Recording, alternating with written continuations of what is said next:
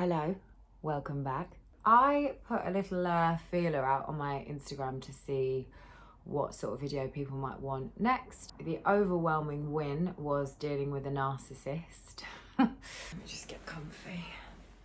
This is a long one. If you follow me on Instagram, you'll know that I am sharing a lot of content about narcissism and narcissists, to the level that I often think people will be like, oh, there she goes again.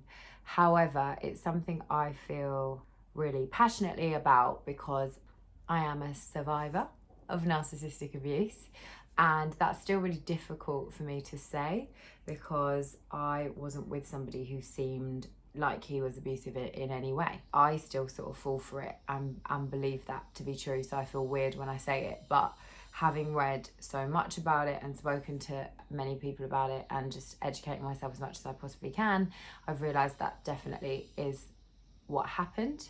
Part of the guilt surrounding it, or the shame, and I definitely feel shame for having not realised and for having stayed in that relationship for too long. But I think part of that is because they are so good at what they do, and that is why you find yourself in that position in the first place. I started to try and write notes and I didn't get very far, as you can see, because it still feels so personal to me and so raw that it's hard to kind of quantify it. Obviously, I'm not an expert, I'm not claiming to be, and I think if you are going through it, definitely seek help, whether that be through therapy, with your loved ones. Definitely read up on it and educate yourselves. There's so many good books. I'll leave some of them in the description, some of the ones that I've read. What I can do is, imagine me as your internet best pal, and I can share with you what I've learned and what's helped. And hopefully, as ever with these videos, just try and make you feel a little bit less alone.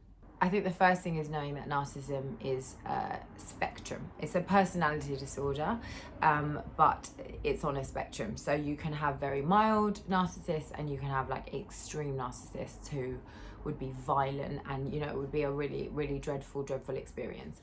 I imagine, I don't know the stats, but I imagine most people will sit sort of somewhere in the middle. And definitely from people I've spoken to who've experienced it, it feels that way. We live in a very narcissistic world, a very narcissistic culture. Social media, Instagram, it's all about how we look. Social media is very much about how we present. We reward people for narcissistic behavior. So narcissism has become very normalized, and we will all exhibit narcissistic behaviors at points. I mean, the whole social media thing is really narcissistic because it's about validation and supply. You'll hear me use that word a lot, and getting a kick out of people thinking we're wonderful, basically. When I used to hear about narcissists, I just thought it was somebody who was really vain and arrogant and self-centered. I didn't realise it was a personality disorder. I started to read up on narcissism and the traits of a narcissist. I was really shocked because it was textbook. It was one of those things, the more and more I was reading, I was like, oh my God, oh yeah, oh, and that, and it ticked every single box, and I couldn't believe that I hadn't known. But narcissists tend to be very charming, so that's how they get so far in life. I mean, the country is run by a narcissist. Boris Johnson's definitely a narcissist. Trump is 100% a narcissist. Apparently Bill Clinton was a narcissist and made everybody feel very special when he was with them, and was very charming. Apparently with Boris Johnson, he struggles because he wants everyone to like him, so he doesn't ever want to give bad news, which explains some of the sort of bumbling about the place. Yeah, we live in a world where narcissism is rife and where it's accepted and where it's praised as well. If you look at a show like Love Island, it is everywhere, but the sort of narcissist I'm gonna speak about today is somebody where it really is a personality disorder. Narcissists aren't born, they're made. So it often comes from childhood trauma, sometimes even something like not feeling enough love, or feeling like you only get that praise and devotion when you are the version of yourself that your parents want, and feeling rejected when you're not, or when you step away from that. And usually it comes from a safety blanket, a protective layer, where you kind of become somebody else so that you don't have to feel that pain or feel that trauma. Often narcissists have at least one narcissistic parent. So typical traits of a narcissist would be very charming. They seem like your perfect match at the beginning, which is love bombing, but we'll get to that. It's a tricky one because they present differently. So what you'll see is someone really charismatic and charming, who like does a lot, is like is brilliant person. Like they present brilliantly, but actually underneath it all, they tend to be very reckless. They're pathological liars. They are usually cheats. They're terrible with money. They're very entitled. So that's like another reason they're terrible with money. They'll borrow it, but they don't really have any intention of giving it back. They are fantasists because it's all about supply for them. They need supply, attention. They can have sort of big picture dreams, but they don't actually have any plan or knowledge of like how to get there. Very abusive, either emotionally, like putting you down, gaslighting you, or at the very far end of the spectrum, violent. They're very selfish. They lack empathy. That for me is probably the key thing, just zero empathy. And if you can imagine having zero empathy, then you can understand why a relationship with a narcissist is never going to go very well. They can feel pain for themselves. They can be upset for themselves, but they cannot feel that for you. And so they will always put themselves first, and they will always only ever do what's right for them, which is how they find it easy to trample over people, because of them they genuinely can't feel it. They cannot feel empathy. So the typical cycle of a narcissist is love bomb, devalue, discard. So if we start at love bombing, and this was the most difficult thing for me to get my head around, when you split up with them, so when you get to the discard phase, or when you're in the process of splitting up with them, whatever that looks like, for me the hardest thing was thinking how it was at the beginning, and how I had met my dream man, who I basically gave up everything for, because I really honestly swear on my life thought I have met the person that I'm gonna marry and spend the rest of my life with and have children with. And I thought that because he was everything I had ever dreamed of and more. He said all the right things. We liked all of the same things. He was constantly telling me how amazing I was, how in love with me he was. And it all moved really quickly because it was just so intense. So when we did first split up, and it was really out of nowhere, I was completely discarded a month after being proposed to. And seemingly like there were no big problems. Especially if, you know, someone's proposed to you a month before, that doesn't imply that there's a problem in the relationship. And we'd booked the venue, and I'd got the dress and all of that, and he was like, send the invites, you know, it was all, there were no signs. So it was a really brutal breakup, because I was fully discarded out of nowhere and I did not understand it. And so that was the hardest thing. I just kept thinking about this person that I fell in love with in the beginning, who was everything I'd ever wanted. And we'd promised ourselves to each other from the beginning, because he was younger than me. So, you know, I was like, I don't want to waste my time. I said to him, you know, go and be single. He definitely was someone who jumped from relationship to relationship, which worried me a bit, but I don't think that's healthy. But, you know, I thought he was the love of my life, and he talks a really good game. So whatever they say about the last one, you know, they're always the victim. And definitely you hear it a lot, and it's so true. Be really careful of people who tell you their ex was crazy, because his 2 exes he branded crazy, and so much of what he told me, lied to me about, I now see. I can imagine it from the other side, and I see what that was.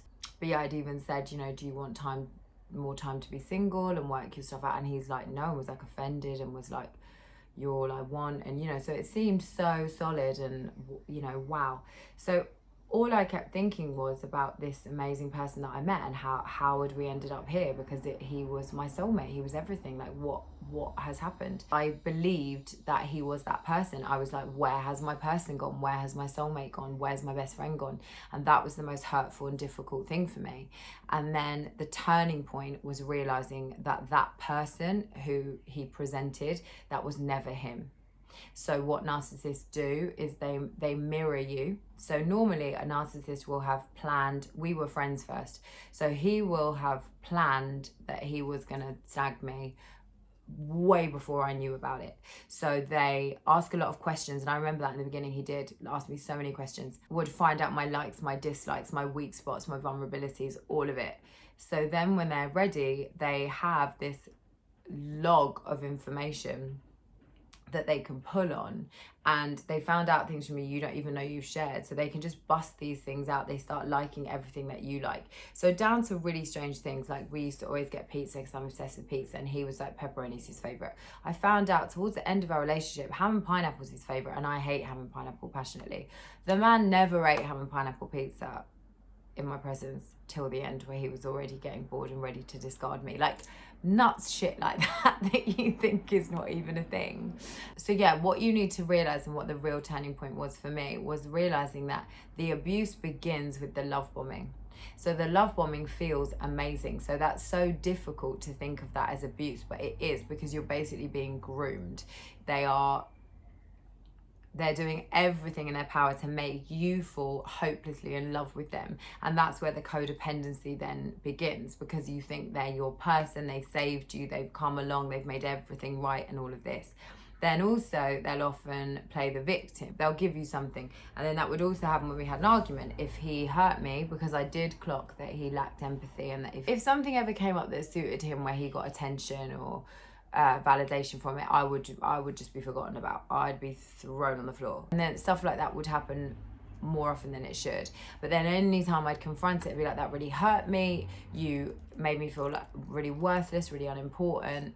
He would always get really upset, cry, and go back to how, like, it's because he didn't have friends, and he gets overexcited and all of this. So I would then feel bad, and I would counsel him, and we'd talk about his stuff, because it makes sense now why he would have wanted me in the beginning, because he was acting at that time and my career was really starting to kick off, and I was getting TV jobs. They need someone to validate them, make them feel amazing. It all stems from the fact that they feel absolutely worthless inside, and they hate themselves, which is really sad. They pick people that they think can better them. They're parasites and emotional vampires, basically. So they suck you dry and take absolutely everything that they can from you. So I was an attractive prospect for him, because it was kind of like, he could show off that his girlfriend was doing this and that, and then I guess he was hoping the same things would happen for him, which I have no doubt they would have. He didn't stick at it very long. He obviously, and it makes sense now, because he wasn't getting that supply.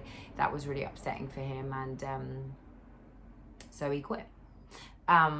Whereas I'd worked for years and years and years and years and years. But basically, whenever we were at a press night or something like that, he would start a problem. We'd always have an argument, and he'd ruin my life. Freudian slip. He'd ruin my night. I didn't know he'd ruin my life yet. He didn't ruin my life. I'm still standing. Yeah, and he'd ruin my night. And then I'd be like, what? But then he'd get upset, because he'd be like, he doesn't know what to do with his career. And so then I'd cancel him on that. And then that, it would become about that again. So my feelings never actually got heard. And it would always be about him. And then I thought he really, really loved me, because he was like crying and really upset about it. But I now see he was crying for himself. Like, he was upset for himself. He didn't really care about what I was going through. Yay. So this is a stage where they're starting to devalue you. Any excuse they have to put you down, whether that's with words or whether that's with actions. So in my case, I have a lot of issues with rejection because of my dad not being around. And he knew that. I do remember saying to him that his lack of empathy scared me. I do remember once opening up to him about my dad in a way that I'd never opened up to anybody, and I was heartbroken, I was sobbing, and he was just cold. And I remember saying to him, like, you could really, really hurt me. Like, this is the worst way you could hurt me. So, of course, you could cheat or something. Like, for me, that sort of thing, when he made me feel really rejected and alone and unloved, that was worse than cheating or anything like that for me, for my own personal issues. And so I remember saying that. I have no doubt that you could do something catastrophic and break me, and I was right. He did admit that he had a lack of empathy. There's the devalue, and then that can go into the discard, so completely discarding you, making you feel worthless, or leaving you, normally in the worst way. So apparently it often happens like this, like after a proposal or a wedding, or at a big event, or like something that focuses on you. So you'll find with narcissists, often they will act up at like an important thing for you, because obviously they're not center of attention. So that's really triggering for them, and they're not getting their supply, so they'll often act up. There's different versions of the cycle as well. So sometimes it'll be love bombing, devalue, discard, love bomb, devalue, discard. So if you try and leave, for instance, they'll love bomb you until you come back. And that's what would happen with me every time I got close.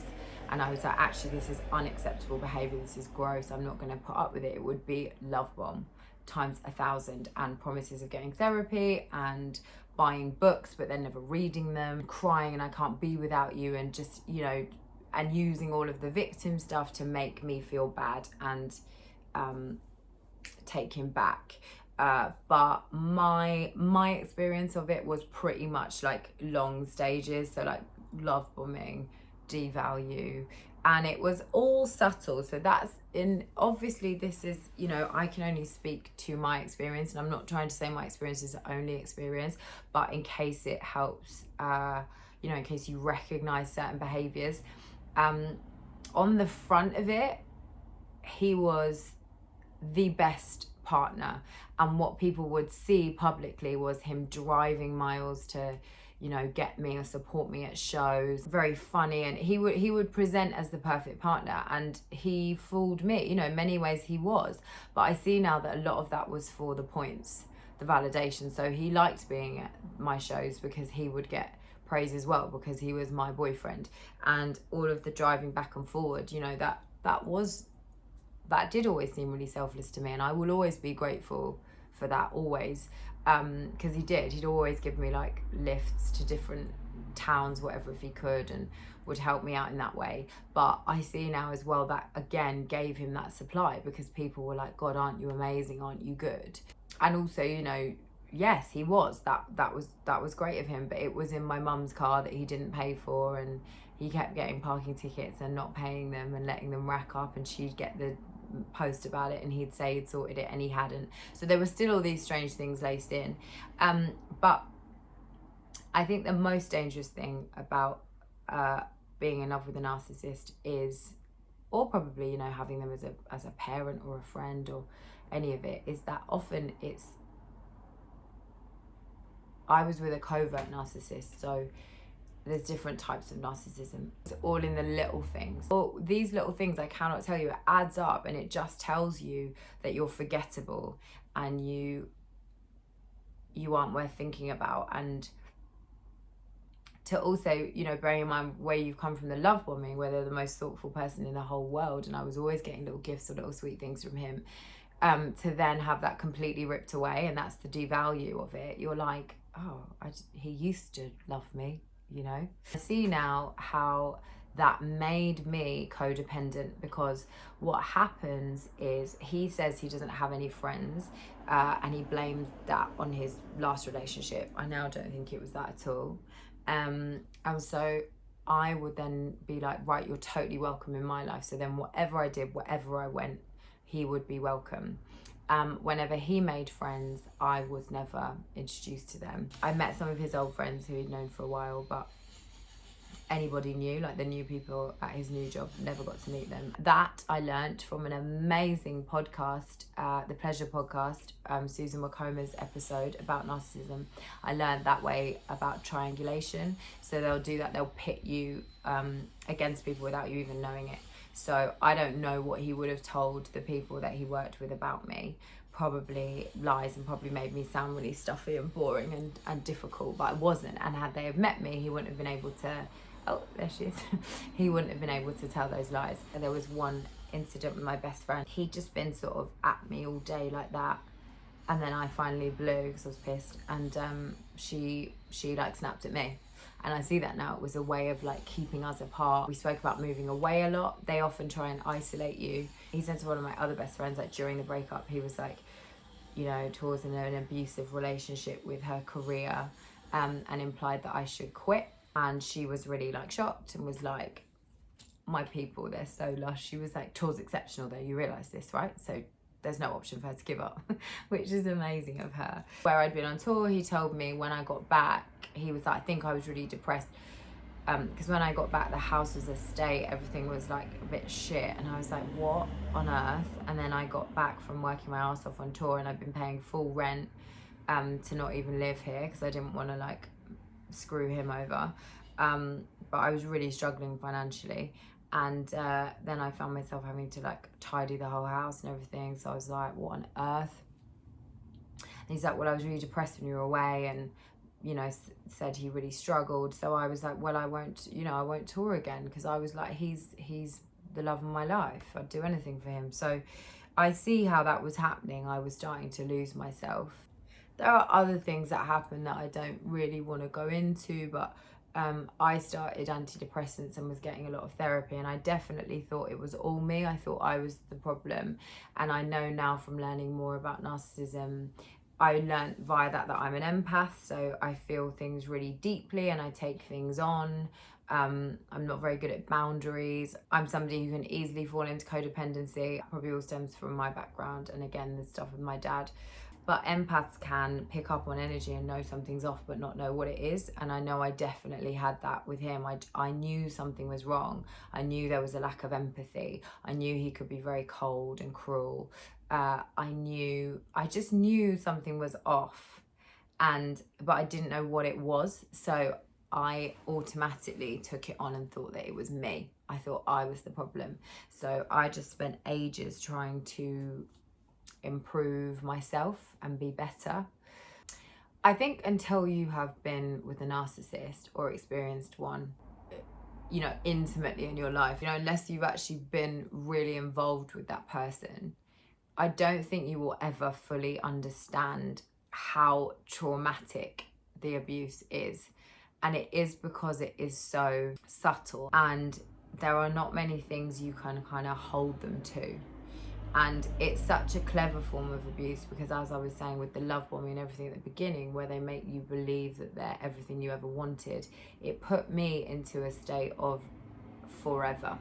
Right from the off, it was like all these promises to each other, and this is forever, and this is, you know, so every time he acted up and he did something that hurt me, I was already in that mindset where I thought I'd met my soulmate. So, and because he'd always played the victim and I loved him, I would, you know, obviously take his word for it and want to fix it with him. So many times that actually I should have left, and I see that now, because I was already in a place of codependency with him, where without realizing it, you know, if I complied, if I was a good girlfriend, I put him first. He was amazing. He was the best boyfriend ever. If I didn't comply and I, you know, went for drinks with someone or whatever, that's when the punishing behaviors would come in. So without realizing it, for an easier life, you just dumb yourself down, because you do love them. And you know, there was a lot of fun. There was a lot of, like, when it suited him, it was amazing. So without knowing it, I did things that suited him. And I see now as well, whenever we'd go to visit people in his life, he'd normally start a row with me in the car on the way. I'd always be anxious anyway, because I'd lost all of my confidence, and I would always be going there anyway, feeling like I wasn't good enough. And then he'd start a massive row with me. So we'd arrive on edge, and then we'd normally drink too much. And normally, because we didn't really go out, we didn't really do much when we were at home. He never really wanted to. He did in the beginning, but it was always quite boring at home. We just kind of sit at home. So we were always, I think, probably overexcited just to have a night out. And then we drink too much, and World War III would start. Then in front of, you know, his friends who did have, they probably do believe that our relationship was toxic, because that's all they ever got to see. But it's actually not how it was on the ground. But I understand that it would be really easy to paint me out as this really volatile, angry person, but so often I would blow, because he would have been so awful to me that then he'd have apologized, and I'd be like, okay, well, like, can you just be nice for a bit? So he should have been on his best behavior, and then he wasn't. So it's like twisting that knife in, and then I'd be like, man, and blow. But then it would be easy to, like, make me look like the bad man.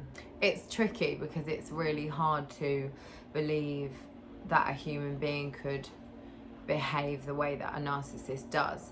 But I think the easiest way to understand it is to think of it as it is, as a personality disorder.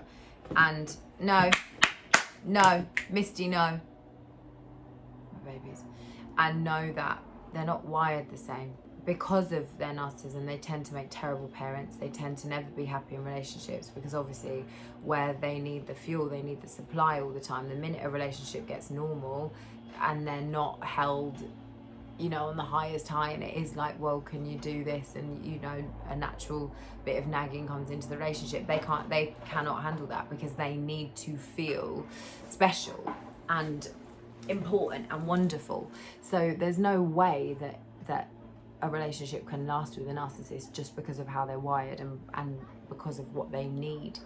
I realised after we broke up, because he left his email logged in, which could be intentional, I saw the music he was listening to, because everything was logged in Spotify, like everything was logged in everywhere, and he was listening to music he'd never listened to when we were together.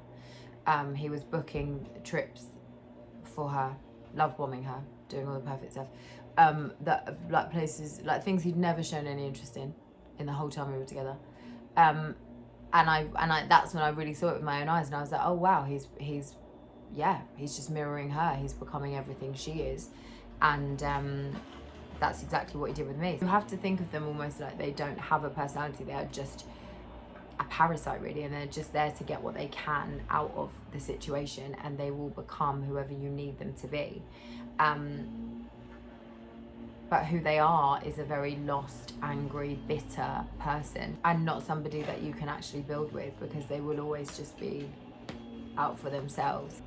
They're clever about how they do things. I think key signs to look out for, or if you're worrying that you maybe are involved with a narcissist, I think the number one thing would be the love bombing. So if they told you that they loved you very quickly, or they just wanted to see you all of the time, or you know, it all felt like very intense very soon, I think you do have to question that, because they don't know you well enough to feel that deeply. Not having friends of their own, or like stable relationships of their own, is another one. Of course, like all narcissists will probably have a pal or two somewhere, but like not having established friendships and people that they see often, that would be a big red flag.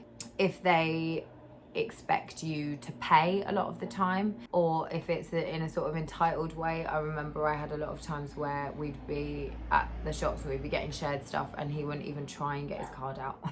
And this was when I was already paying all the rent and, you know, all of our holidays and whatever.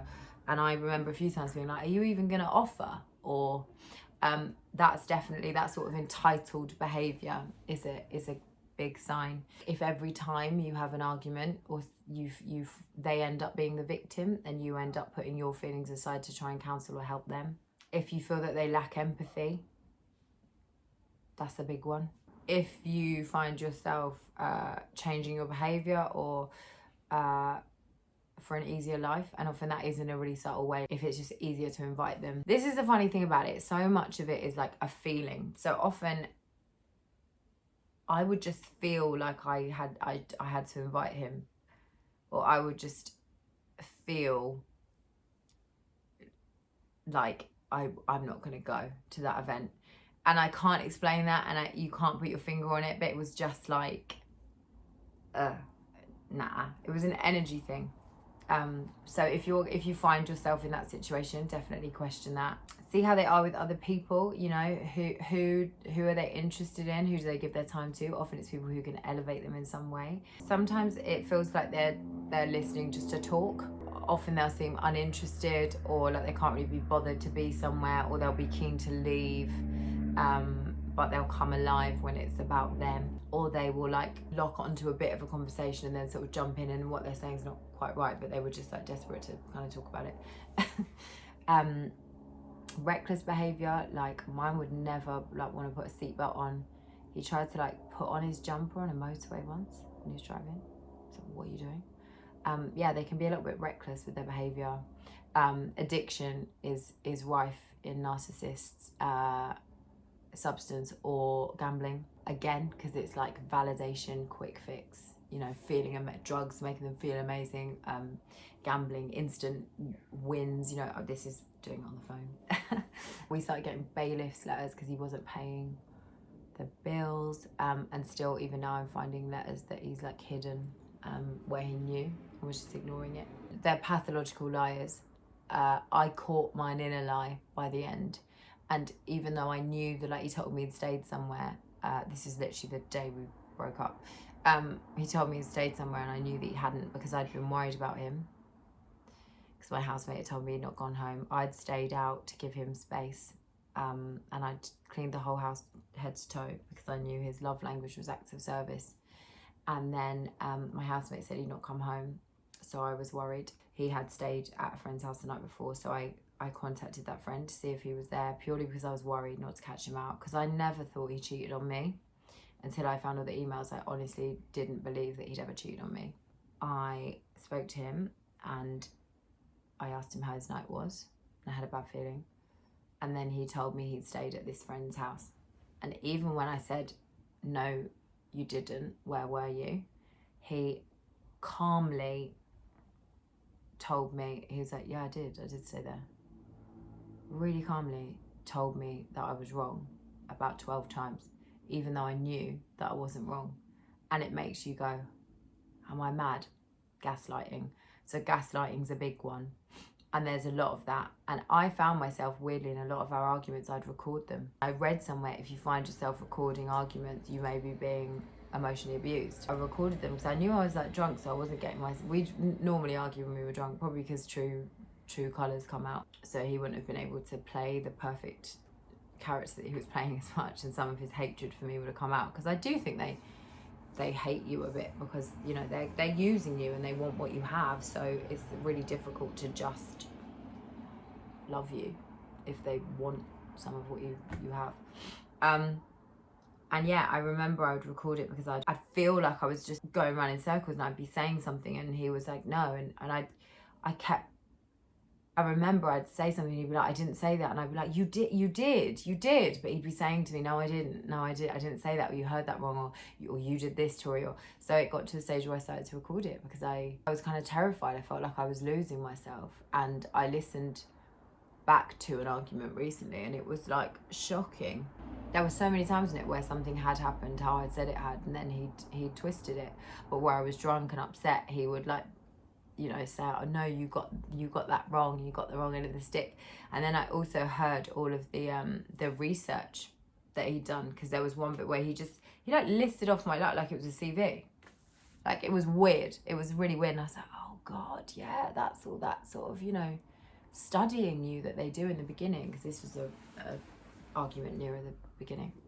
And yeah, I often felt that he didn't kind of publicly praise me. So like if I took him to an event or something, he'd like talk about the event, but he wouldn't say like my gorgeous girlfriend, or, you know. And it's silly, and then you feel dumb for saying it, because you're like, why do I need that? I shouldn't want that. But if you constantly aren't getting that feeling of like being appreciated, it adds up over time. So that's definitely one to be aware of as well, if you don't feel appreciated. And in terms of how to deal with a narcissist and what to do, all of the advice is get out, all of it.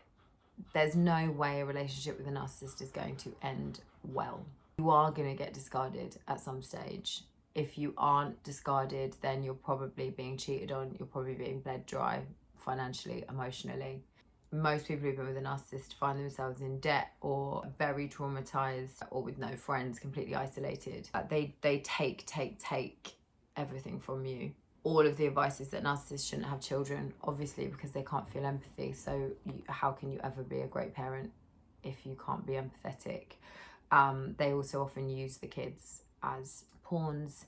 It was really interesting for me because mine presented that he loved our pets so much, but never mentioned them ever in the breakup. And this one, Titch, hurt her eye, and I put it on Twitter with a little collar on, and he cancelled the insurance and didn't tell me. I obviously found out that my partner was a narcissist after we'd split up, but there are books and resources to help if you are in a relationship where you feel like you can't leave.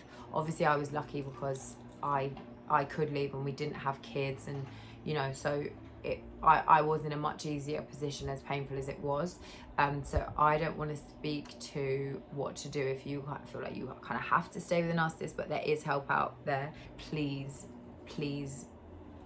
seek the help and keep yourself as safe as possible. But I do know that the two best methods are ideally no contact, which is what I've done. And if you can't do non-contact, for instance, if you have children, then it's grey rock. So it's be as uninteresting as humanly possible. Like, just give them nothing. So, you know, if you're talking about the handover with the kids, it's like Wednesday 3 p.m, full stop. Like, no emotion, because where they're all about supply, even something negative from you still fuels them. I still have it now in that it's ongoing. Mine came back to the house like 8 times to get stuff, even though like I'd packed things. I said every time, this has to be the last time. I've never been here. I've never when it did finally end, I said to myself that moment, I was like, he will never see me again as long as he lives. This is on a billboard. I made that decision with myself. And then after sort of the first week, because he did try and stay here one weekend, and I said that was really uncomfortable for me, because I still loved him and I wanted to get over him. The minute I read no contact was the way forward, that's what I've done. But yeah, there's been multiple trips back. Still trying to sort of take things, although there's been no repayment of any of the money that he owes or any of that. So they definitely won't make it easy. A lot of people that, yeah, the cycle's shorter, so it will be the same: love bomb, devalue, discard, but then love bomb, it will keep going. So every time it looks like you might get away, they'll love bomb you again, which I appreciate is really difficult. But that's the thing, the best way is just no contact, because they're highly manipulative people, so they will always find a way to get into your head or make you second guess yourself or doubt yourself. So no contact really is the only healthy way.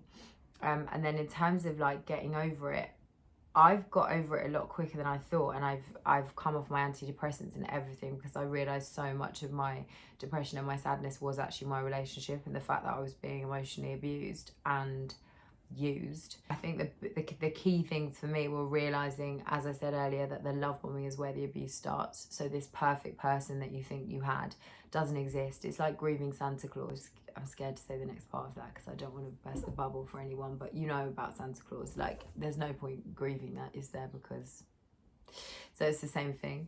I think accepting that you've been the victim of emotional abuse is really hard.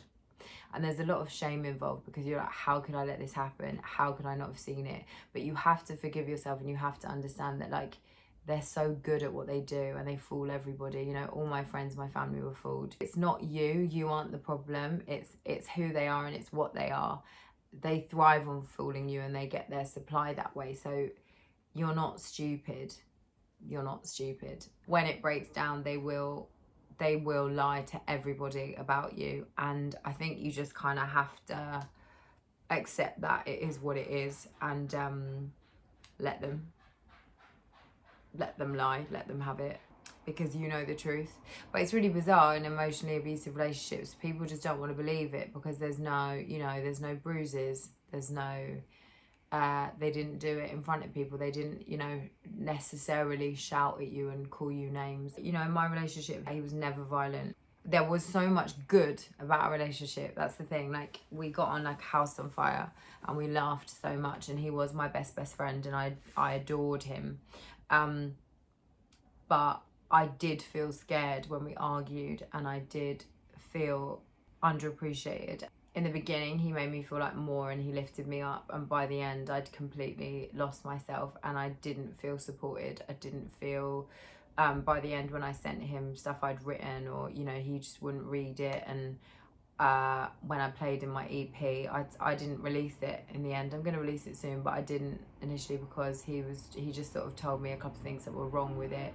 He would tell me like he preferred it when I had therapy, and if I had it on a Friday, he liked it, because then I was in a better mood at the weekend. It was all very subtle, but it all builds up over time. And yeah, it's been a really difficult thing for me to be like, oh, that was emotional abuse. And you feel like, because you haven't been hit, or, you know, you do feel like, oh, am I being silly? But it's so damaging, and until you've been through it, you just stop. Sorry, scratching the carpet. Until you've been through it, you honestly, you don't understand how dangerous it is. I thought I was the problem. I thought something was wrong with me, and you know, to the level that I went on antidepressants. And I'm not blaming him, you know, and I was responsible. I was in the relationship, but my lack of self-love allowed me to put up with far too much, and my own issues with validation of feeling like finally somebody loves me and finally somebody chooses me meant that I allowed myself to be abused. So I don't blame him for the fact I went on antidepressants or whatever, but I do know that had I not been in that relationship, I don't think I would have needed to, because I think he knew my insecurities, and he found subtle ways to play into them that made me believe them even more. So I think that's the other thing with coming out of a relationship with a narcissist is a lot of self-care and a lot of self-love, and really learning to love yourself, because I don't think someone who truly loves themselves will be abused by a narcissist, because I think a narcissist would know that it wouldn't work, that they couldn't get away with it. I think you only accept this kind of behaviour if you don't love yourself enough. So I think the best way to protect yourself from a narcissist is to do the work on yourself, and to fully love yourself, and to not need anyone. And I think forgiving yourself is an important part of it.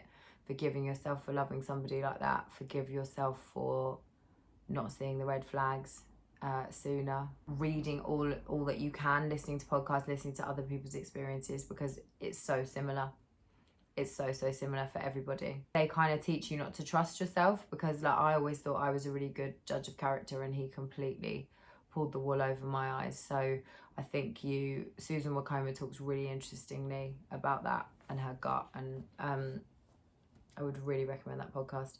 And I think that's a massive part of it as well. You feel in the beginning like it's very difficult to trust anyone. It would be very easy to slip into a place where you're like, well, I can't love anyone again, or I understand why people would maybe not get into relationships for a long time. But I think it's important to know that, you know, they're a special breed of person, and I think once you've been with a narcissist, you have a superpower in that you see it on mine. I see it so quickly now. I'm like, narcissist. And you do realise that it is everywhere. So many people are narcissists, but it is on a spectrum. So a lot of these people are not going to like abuse you. But you're so quick to realise, and I think you just have to harness that as the superpower, and know that you have that, and you're not going to make those mistakes. But you can't let them win by allowing your experience with them to cloud your judgment of everybody, and of love, and of relationships, because not everybody is a narcissist, and not everybody is out to hurt you. A lot of people are, but you've just got to like turn the red flags into nopes and walk away, not give it the benefit of the doubt. Basically, when people show you who they are, believe them the first time.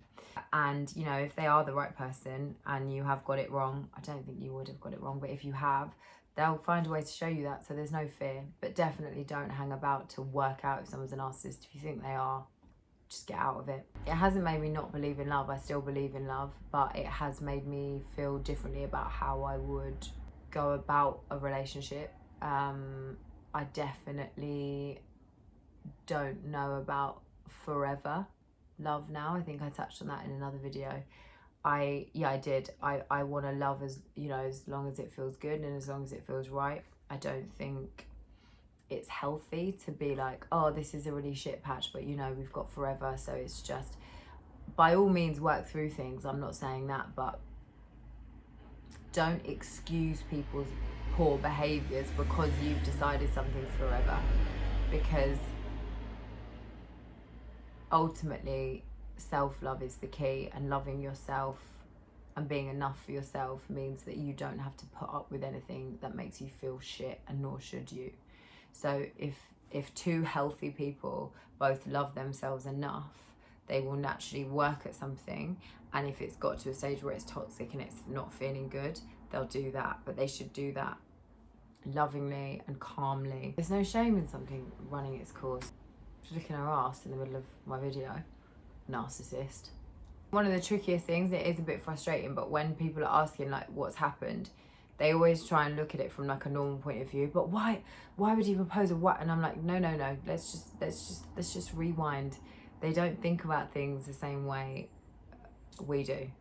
So there's no point trying to make sense of it, trying to rationalize it. Like, they don't have empathy and they are all about themselves. So they can just change their minds like that. And it is all about what works for them.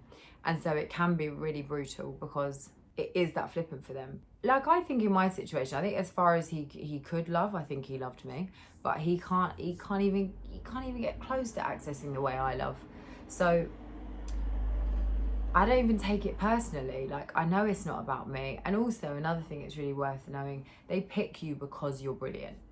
A narcissist doesn't pick a waste man. Like, they want to elevate and enjoy and have a good life. So they are attracted to you because you're brilliant. And all of these things in the beginning, when they're mirroring and they're presenting as this brilliant person, that's you, babe.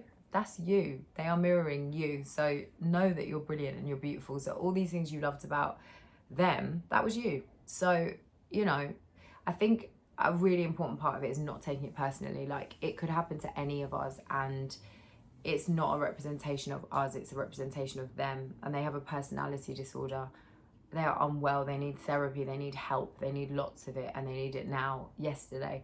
But it's all about ego. So they're most of them are not going to admit that they need the help. So they won't get the help, and ultimately they'll have really difficult lives. And that was my saddest thing. I was so willing. I knew there was a problem with him. I didn't know it was narcissism, but I knew it wasn't right how he was behaving, and I would have done anything to help him. But ultimately it was killing me. Like, it was breaking me. He was tearing me apart, and I was still prepared to stay and do everything that I could to help him. So to be honest, I had a lucky escape, and I think the one bit of honesty I got from him, he was like, you think I'm good for you, but I'm not. And as toxic as it is, and as much as he like messed me around, I'll always be grateful to him for that, because it was like this one moment of truth, and he was right. And the longer we stayed in that relationship, the more he would have broken me. And I do actually feel grateful to him for being that self-aware that he knew that much. Of all the places on the bed, yeah, this whole bed, and she's on my notebook. Why are they like this? I don't even think that'd be comfortable. And here's the thing with narcissists, don't fear them, just do the work on yourself to love yourself enough that you're not going to put up with that kind of bullshit behaviour, and you're also going to smell a rat. Like, somebody who loves themselves and backs themselves and is busy and doing their thing and putting themselves first, if somebody is like blowing up their phone and like loving them and like trying to like move in and do all these things straight away, you wouldn't automatically be like, what's wrong with you? Like, only somebody a little bit insecure with tendencies of codependency would fall for this like obsessive love. And I see that now. Like, where I am now, if a guy started doing that now, I'd be like, are you all right? Like, honestly, it's not normal. It's not normal. Oh, absolutely honeymoon stage and all that, you know, and like really into each other, but not like moving in straight away and all these things. That's not normal behaviour. It's not. I reiterate enough, like, the protection from it is just self-love and being on your own shit and not needing anybody. And if you don't need anybody, you're gonna be fine. You're not gonna succumb to a narcissist. And I see it now. There's a couple of people in my life, you know, good friends who I love, and I'm like, oh shit, they're a narcissist. And these people, they're great fun, you know, but they will let you down. You can't really rely on them. Like, they're there if it suits them. That's, you know, that's what narcissists are like as friends. But again, you don't have to cut them all out of your life. You just see them and know who and what they are. So know that they're not people you can rely on. They're people you can have a brilliant time with, and, you know, think they're really fun and brilliant. But like, don't call them when the shit hits the fan, because they're not about it. If you know that you're with a narcissist but you're scared of leaving, you need to know that you are being emotionally abused, and that you are trauma bonded to this person. Look up trauma bonding online and it will explain it properly. I'm not the expert that's going to tell you that. They have designed it so that you feel like you can't be without them, but you can, and you will be so surprised how quickly you come out the other side and start to realize that you're better off without that person. It's only going to be hard for a little bit. When you are with a toxic person, you live in a constant state of fight or flight. And this causes actual trauma to the body the same way as if you've been through a physical trauma. It actually makes you ill. And I saw it in my relationship. Every time I went on holiday or something and I got to relax, I'd be ill. I'd be physically sick. And since my relationships ended, that hasn't happened. It hasn't happened. I think I was so chewed up and anxious, and I knew something was wrong, and I'd go on holiday and I'd feel like, right, I should be able to relax now, and I wouldn't, and I'd be so caught up, and then my body would like break. I was ill so much of the time, and my physical health is so much better. I'm a comfort eater. I have a really unhealthy relationship in that way with food. I binge eat and stuff. I'm a lot better now. I still have to work it a bit, but again, that's another thing, so much better since we split up. I've lost a stone without even really trying that hard. I also, where I am on this body love journey as well at the moment, I want to say it's really important. I'm not saying I lost a stone in terms of I'm better now. I'm saying I lost a stone from not engaging in such unhealthy eating behaviours. So I put on that stone because I was eating my feelings, and I was that stone and more, put on about 2 stone. But that was because I was unhappy and I was numbed and I was trying to find ways. So I'm only glad that I lost that stone because I'm doing healthier things for my body. I just want to make that really clear. I think it's so important that we learn to love ourselves at any size. And if I was bigger but I was eating like healthily and doing things that were good for me, all for it. I'm glad that I've lost that weight, because it was that particular weight gain was a symptom of being very unhappy and unhealthy and disordered. There are so many side effects of loving an emotionally abusive person, and those are mental, emotional, physical, all of it. It genuinely makes you ill, and over time can kill you. It's very important to say that. I haven't had an anxiety attack since my relationship ended, and I've stopped the antidepressants. It was a very toxic mix, me as an empath and him as a narcissist. And not even all of it was his fault. It's because I'm an empath and I feel everything really deeply, and I was picking up on his dark energy and not knowing what it was, and then projecting that back onto myself and thinking I was the problem and I was the dark energy. Just a particularly toxic mix that does not end well for the empath. It's easy to think, I can't be without that person, or I love that person, but you are probably underestimating how serious it could end up. And it's not worth hanging around to find out how bad it could get. I definitely felt very worthless in that relationship and not good enough, and afraid. I felt afraid a lot, I think, afraid of it ending, because I grew really codependent and I'd put so much into it, and I knew I'd given too much. I knew I had, and I thought, if this goes wrong, if this blows up in my face, it's a waste. And I found a way to not feel like it's a waste. Well, yeah, and my way of not feeling like it's a waste is I'm so much stronger now, I'm so much better now, and I am the best version of myself. And if I do love again, I know it's going to be a healthy relationship, however long it lasts or not. I know it will be healthy. It will be with somebody that wants to see me win, and that will be mutual. And if I never love again, it's okay, because I'm the love of my life. So, and after being in a relationship like that, where you lose your sense of self and you lose your self-worth, I think when you come out of that and you realise the trauma that you've been through and the abuse that you've been through and how much you've been manipulated and used and just dropped, if you can find the strength out of that, you feel very grateful for being free. There's nothing stronger than a broken woman who's rebuilt herself, and that's who I am now. And I feel really proud of myself, and I can honestly say I wouldn't change a thing now that I'm on the other side of it. Because yes, I'd love to say I wish I'd never met him, and I have said that, and you know, I'd love to. There's so much about it that's painful.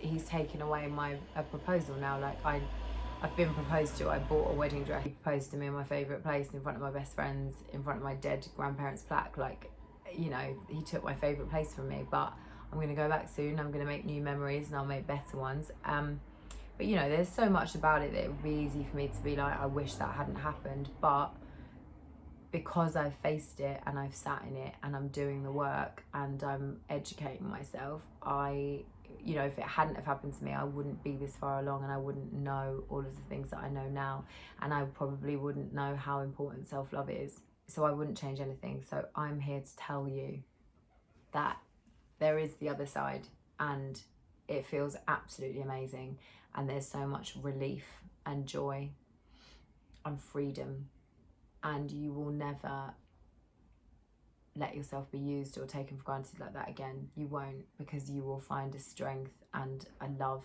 for yourself like you've never known before. It's not worth hanging around. It's never going to end well. I think had I have not, because I am strong, and I called out my situation, and I said, I'm not going to marry somebody that behaves like this. You know, I called it, and I actually, if I'm honest, I think if I hadn't have called it, and if I'd started to find my power again already. And I think if I hadn't, I think we might have got married. I think we might have. I think he would have cheated on me with other people. Yeah, absolutely, to get his supply. But I could have married him. We could have had children. We could have, you know, there's so many ways it could have gone. But I got out. And there are people who are married to narcissists, and that will feel even harder. And there are people who have children with narcissists, and that will feel harder. There are people who are the children of narcissists, you know. So I got off relatively easy, as difficult as my position was. But I think anybody can get away, and no matter how difficult or impossible it seems, I think it is worth it, because you deserve to love yourself, and you deserve to be loved. You don't need a parasite in your life. So I urge you to do the thing, as difficult as it is. And if you can't leave, then at least educate yourself about staying safe as you can in that relationship. You know, like if it's a parent or something and you're a teenager still at home, then definitely like read all the books and find out the ways you can educate yourself to stay safe. Just know that however they make you feel, however bad they make you feel, it's not you. It's them, and it's about them, and any of us could be chosen, and it's not your fault. It's a beautiful thing to be a lover, and it's a beautiful thing to be giving and kind and empathetic. So don't change who you are, just educate yourself and have your wits about you so that you're not taken for granted like that again. There's a lot of light at the other side of the tunnel, so start the journey and get through and start living again. You can not only survive after narcissistic abuse, you can also thrive. So join us. It's peachy out here. I hope that helps. Yeah, I'll put some books below that I found helpful, and some there's some brilliant YouTube channels.